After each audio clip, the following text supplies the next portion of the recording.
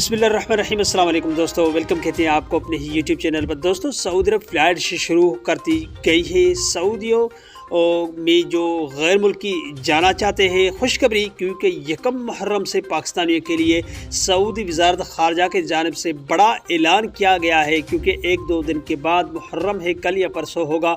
ये बहुत बड़ी अच्छी अपडेट, एक दूसरी अपडेट आती रहती है। तो दोस्तों, वो कौन सी अपडेट है और क्या फ़्लाइट शेड्यूल है या कोई और है सऊदी हुकूमत की जानिब से, जो कि इकामा होल्डर्स के हवाले से अच्छी अपडेट सामने आई है, वो इस वीडियो के अंदर हम आप दोस्तों के साथ शेयर करेंगे।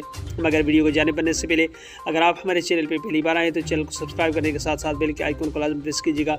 जो भी हम लेटेस्ट वीडियो बनाएंगे उसका नोटिफिकेशन आप दोस्तों तक हर वक्त पहुंचता रहेगा। वीडियो को लाइक कीजिए और ज़्यादा से ज़्यादा अपने दोस्तों के साथ भी इस वीडियो को शेयर कीजिएगा, ये इन्फॉर्मेशन आपके दोस्तों को भी हासिल हो सके।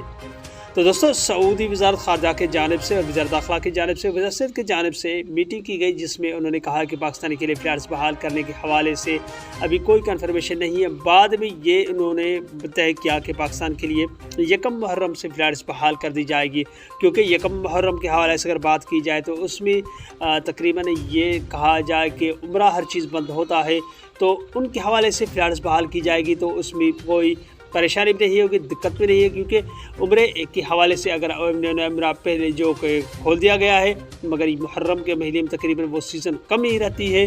तो उस हवाले से ये बहुत बड़ी अच्छी अपडेट, पाकिस्तानी के लिए फ़्लाइट से शेड्यूल बुकिंग करने का बस आगाज़ बाकी है। जैसे ही फ़्लाइट बुकिंग का कोई हतमी फैसला लिया जाएगा, वो वीडियो बना के हम आप दोस्तों शेयर करेंगे। तो दोस्तों, ये थी आज की अपडेट, मिलते हैं नेक्स्ट वीडियो में। बाय बाय, अस्सलाम वालेकुम।